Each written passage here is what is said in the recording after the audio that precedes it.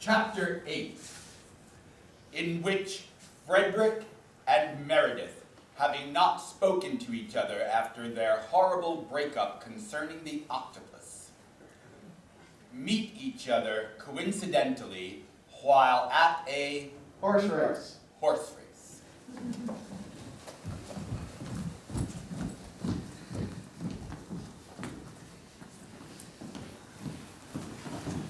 £10 on DoorDash! Come on, DoorDash! Come on, DoorDash!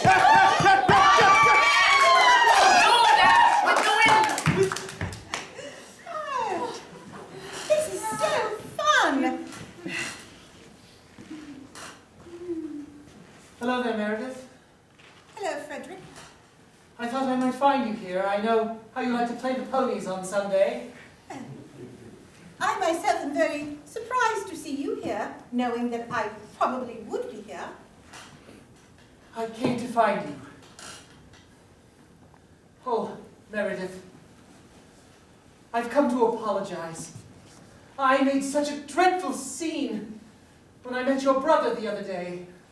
You did? You really made an awful scene. I'm sorry, I let my emotions get the better of me. Come, stroll with me down by the track. Oh, watch your step. Oh, thank you. How have things been at the bakery? Well, maybe you haven't heard, but I have not been allowed to use the bakery. Meredith, why ever would that be? Because of the name.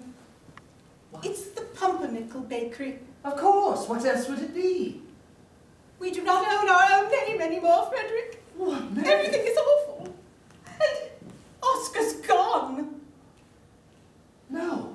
That's terrible. You wouldn't know anything about it, would you, Frederick? Oh, Meredith, of course not. But you have that look in your eye, that strange little slanty glimmer that you get when you're not being completely truthful. Well, I can't say it's altogether terrible news that octopus is out of your life for the time being. So you still feel the same? Don't you see? If you had seen my father's body, it was an open casket funeral. Hickeys everywhere. Are you sure it wasn't a squid? They are much more cruel. Oscar's a good octopus. I prefer not to relive all this, I'm Meredith. sorry. Please. My darling, I do still love you. You do. I love you. But can you love Oscar? For if he is found, I will want him in my life. In fact, I might even ask Joseph to live with me. And Oscar. Boy, let's start the next race! £5 on Fill Me Up! And they're off! Come on, You Fill Me wouldn't Up! believe it. Come on, Fill Me Up! Come on, Fill Me Up! Come on, Fill Me Up! Come on, It is. and it's Spitball! Did he win? I'm new at this. Yes, he won! He came in for the other horses. All right. He won. For Frederick Rye, £20. Well, jolly winning. good. I think this is a sign, Meredith. You see, when I came here, I was very forlorn, and, well, with nothing but you on my mind, I put a sizable chunk of money on Fill Me Up. And I can only take this as a divine providence that it is meant to be, as I know we are.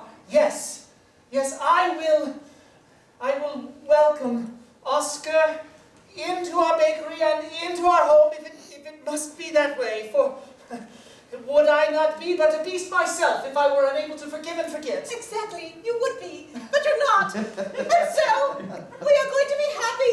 Yes, my At dear. least the three of us. I love you, dear. I love you.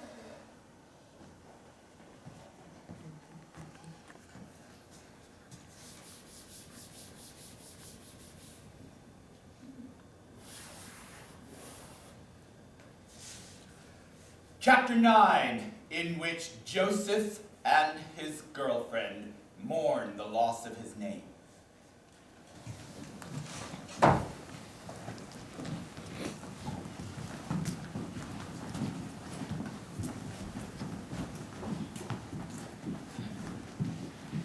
Oh, Joe. Thanks for meeting me here. Miss Lollipop. Mr. Pumpernickel. It's a public park, so we don't need a chaperone. I do like to sit here. You know, it was Oscar's favorite place. I love Oscar.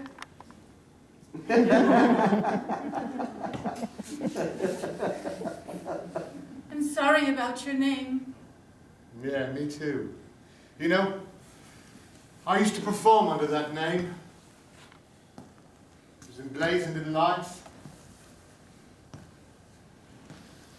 I wanted... Pumpernickel, Oh, I'm sorry. could you even love me?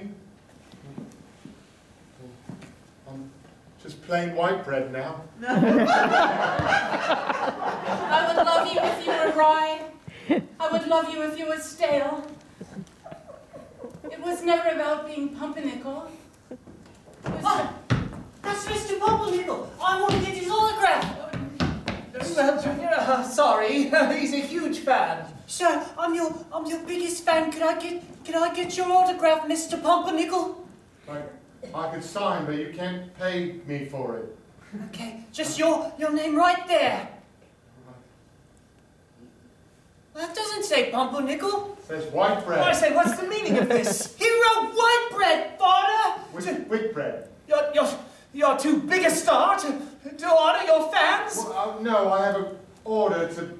I'm not legally... Then where is Oscar? Oscar, I haven't been able to locate him, sir. I'm sorry, lad. Don't touch me. I hate you. Come along. It's like this 3 or 4 times a day now. Joe. What are we to do then?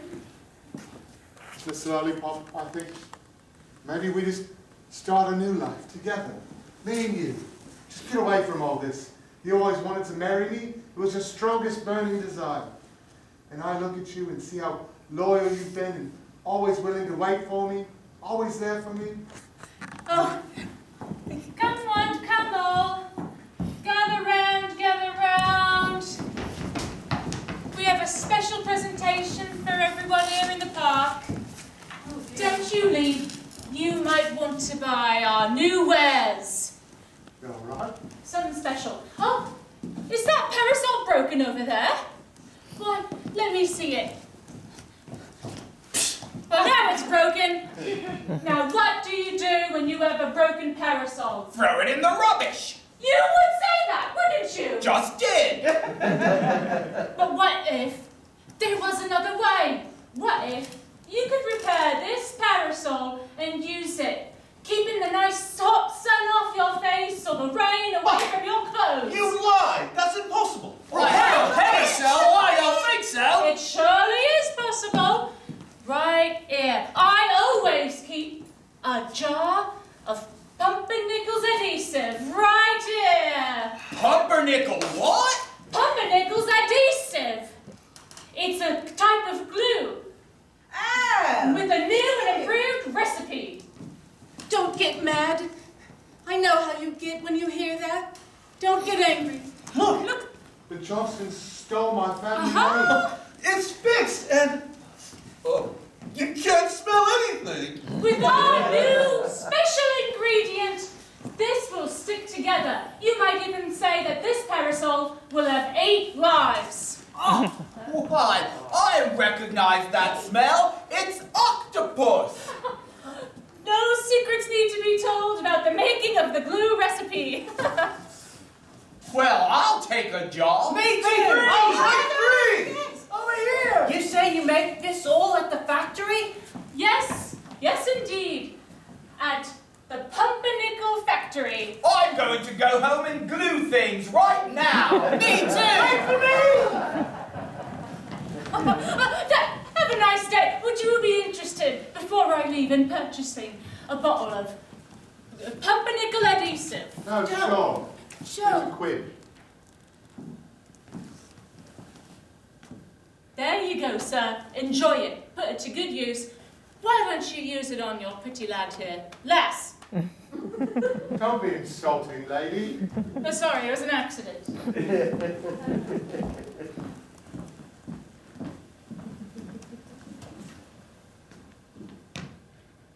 I may not be the smartest pumpernickel to ever walk these streets.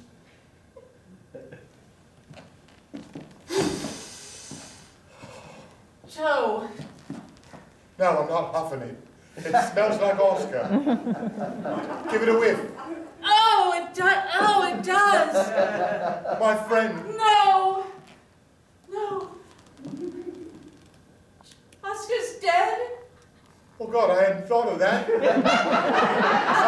I thought the man there was just milking him for his ink. You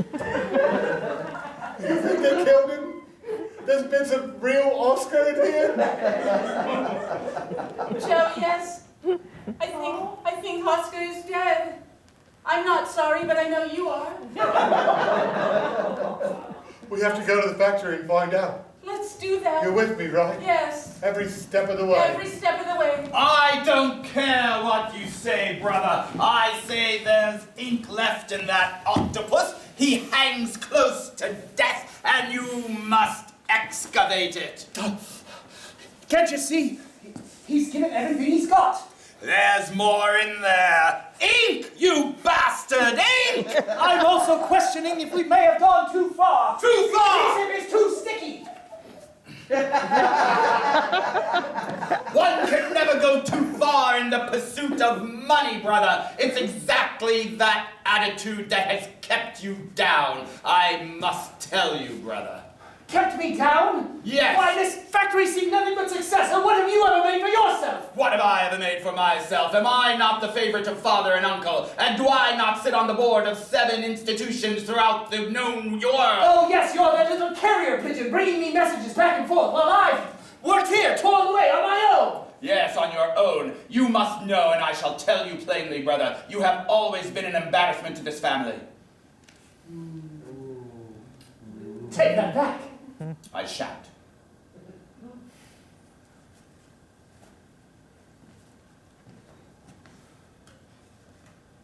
So then it comes out how you really feel. Brother, I have spent my entire life convincing father and uncle that you were worthy of their attention, that you had a brain that allowed you to take your place in our family and be successful like all of us have been in the past. Look at you. You've glued your ridiculous hand to your head. And my hat to my head. Brother, this is your final chance. If you wish father and uncle to love you and to embrace you, you must make a success of this organization. I've tried, don't you see? I secured the naming rights as you asked. I was even able to strike a deal with Joseph's wife behind his back for the original recipe. Then you do have an inkling of the sneak of that. I got more than an inkling. But you and father and uncle, you just push and squeeze until, well, a man feels like an octopus trapped in a tank. Then join us. There are those, brother, who are trapped in the tank, and there are those who squeeze those trapped in the tank on their head for their ink to make glue. That is an old saying, brother. Reginald, how do you sleep at night? How do you expect me to sleep at night? I sleep very well upon satin sheets and Really? goose-down pillows. Because I sleep like this. It's very uncomfortable. You know what they say. Heavy is the head that wears the crown that is glued to the head and the hand. We can sit here and exchange age-old aphorisms all day long, brother. But there is work to be done. You must curtain off that soft heart of yours and squeeze that octopus for everything it's worth.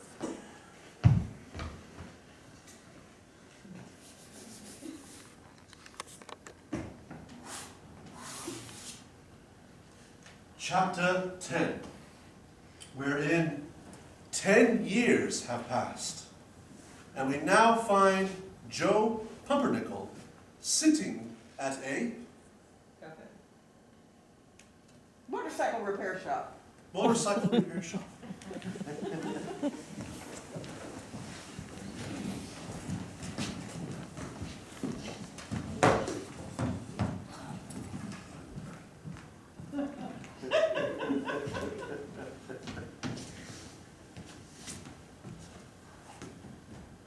Well, it's just about fixed.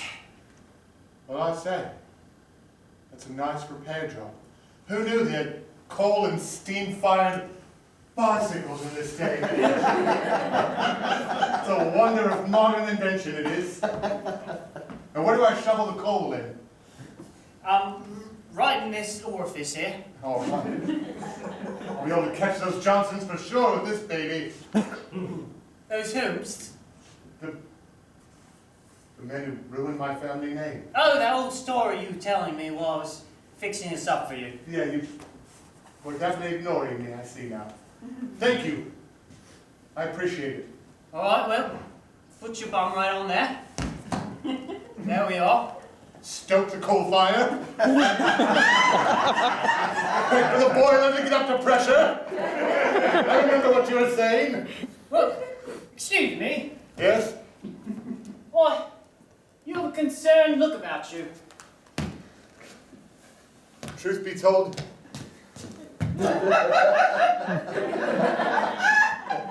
I'm just getting this to impress my girl. You see, she's been asking me to marry her since we were 12. And I haven't yet. Her name is Miss Lollipop, and she's a delight.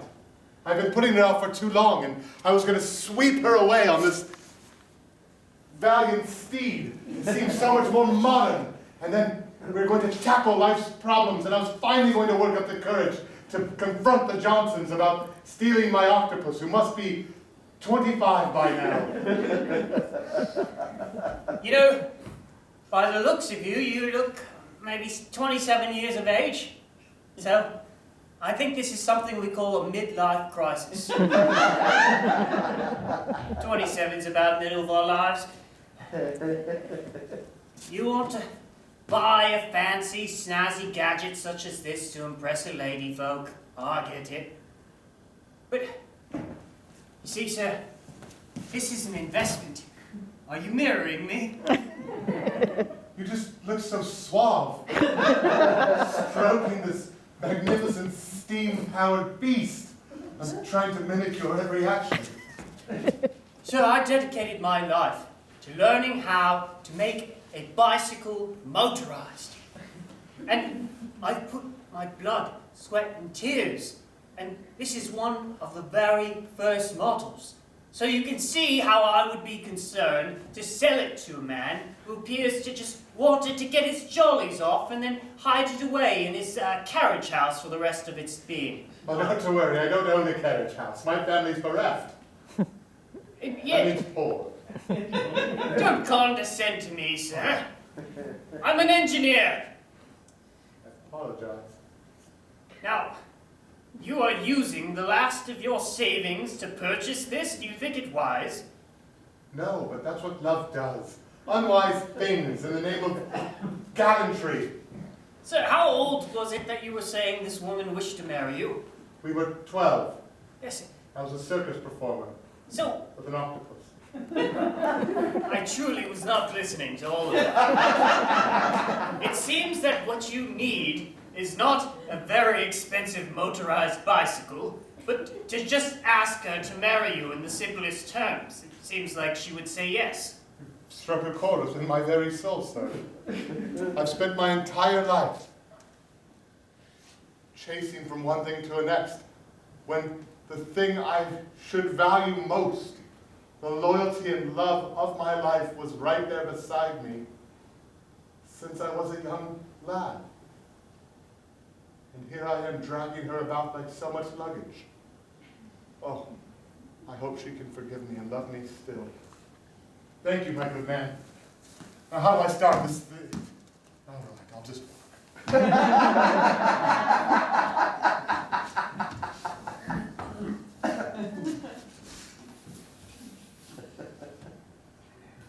Chapter 11. Wherein Joe Pumpernickel makes a proposal at the location of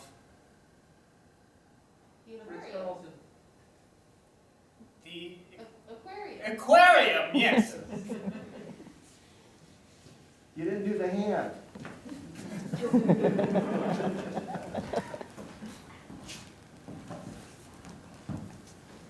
Joe,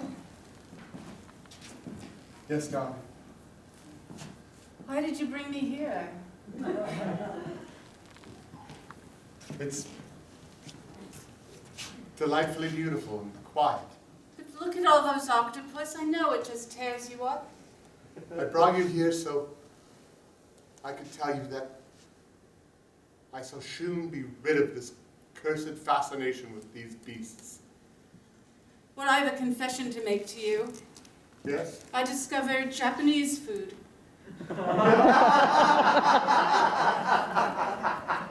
I found I liked it. Sushi. Yes, and do you do what now? Calamari. Wait, you're telling me you eat the octopus? I knew it was a good idea. Really? Joe, I'm getting old. I know, we're nearly past our prime. Certainly past our prime. We're 27. Well, that's middle-aged, and I feel old. I want you to marry me. What? Yes. I should have asked you when we were 16 or 17, back when we still had some vim and vigor left. You want to marry me? I've always wanted to marry you, and I've taken advantage of you by not asking you sooner. Can you ever forgive me? I forgive you. I love you. I'm sorry, sir. I'm late for the picture doing a proposal. I shall do it now. Yes. Stand still for the next 20 minutes. I don't know if I can kneel for 20 minutes. Don't smile. It's too hard. Look up here and hold that pose. Hold it. Hold it. Do not blink. Oh, this is silly, Joe. Yes, yes, yes. Yes, There I'll you marry you. Oh. I shall have the filler for you in 3 months' time.